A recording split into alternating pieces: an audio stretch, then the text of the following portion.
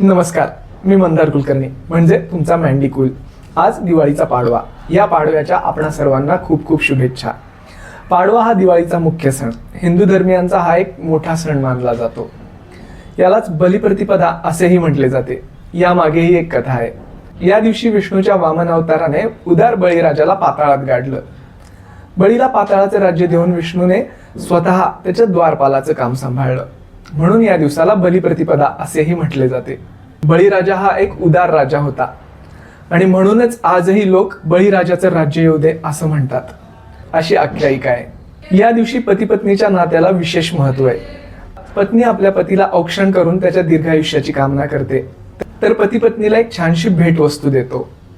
यामुळे पती पत्नी मधील प्रेम आणि नातं सुदृढ होतं। कार्तिक शुद्ध प्रतिपदेला येणारा पाडवा हा 3.5 मुहूर्तांपैकी अर्धा मुहूर्त असतो।